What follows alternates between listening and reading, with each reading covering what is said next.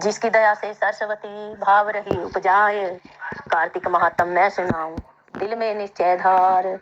नारद जी बोले, अब मैं कार्तिक व्रत के उद्यापन का वर्णन करता हूँ, जो सब पापों का नाश करने वाला है। व्रत का पालन करने वाला मनुष्य कार्तिक शुक्ला चतुर्दशी को व्रत की पूर्ति और भगवान विष्णु की प्रीति के लिए उद्यापन करे। तुलसी के ऊपर एक सुंदर मंडप बनावे, उसे केले के खंभों से संयुक्त करके नाना प्रकार की धातुओं से उसकी विचित्र शोभा बढ़ावे।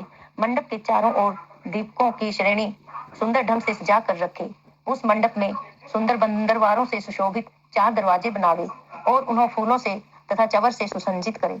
द्वारों पर पृथक पृथक मिट्टी के द्वारपाल बनाकर उनकी पूजा करे, जिसके नाम इस प्रकार है: जय, विजय, चंड, प्रचंड, नंद, सुनंद, कुमंद और कुमुदाक्ष। उनके चारों दरवाजों पर 2-2 क्रम से स्थापित कर भक्ति पूर्वक पूजन करे। तुलसी की जड़ के समीप 4 रंगों से सुशोभित सर्वतो भद्र मंडल बनावे और उसके ऊपर पूर्ण पत्थर तथा पंचरत्न से संयुक्त कलश की स्थापना करे। कलश के ऊपर शंख चक्र गदाधारी भगवान विष्णु का पूजन करे।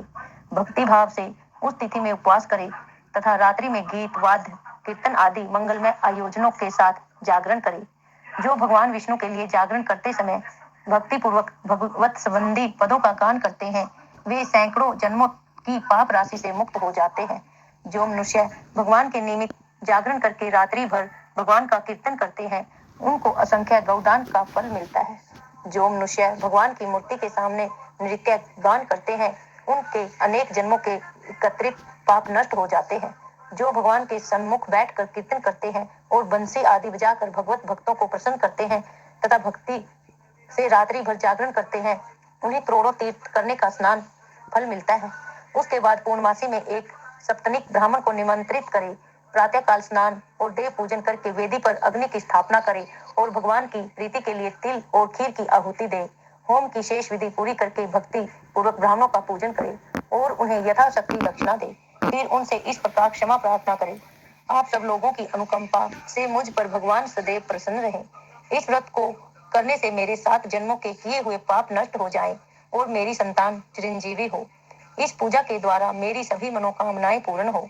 मेरी मृत्यु के पश्चात मुझे अतिशय दुर्लभ विष्णु लोक की प्राप्ति हो।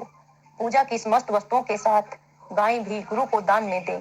उसके पश्चात घर वालों और मित्रों के साथ स्वयं भोजन करें। भगवान द्वादशी तिथि को शयन से उठे, त्रयोदशी को देवताओं से मिले और चतुर्दशी को सबने उनका दर्शन एवं पूजन किया। इसलिए उस तिथि में भगवान की पूजा करनी चाहिए। गुरु की आज्ञा से भगवान विष्णु की सुवर्णमयी प्रतिमा का पूजन करें। इस पूर्णिमा को पुष्कर तीर्थ की यात्रा श्रेष्ठ मानी जाती है।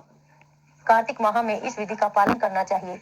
जो इस प्रकार कार्तिक के व्रत का पालन करते हैं, वे धन्य हैं और पूजनीय हैं। उन्हें उत्तम फल की प्राप्ति होती है। जो भगवान विष्णु की भक्ति में तत्पर हो कार्तिक में व्रत का पालन करते हैं, उनके शरीर में स्थित सभी पाप तत्काल नष्ट हो जाते हैं। जो श्रद्धा पूर्वक कार्तिक के उद्यापन का महात्म्य सुनता या सुनाता है, वह भगवान विष्णु का सायुज्य प्राप्त करता है। बोलिए विष्णु भगवान की जय, तुलसी माता की जय, तुलसी महारानी नमो नमो, हरि की पटरानी नमो नमो। बोल तुलसी माता की जय। हरि ओम।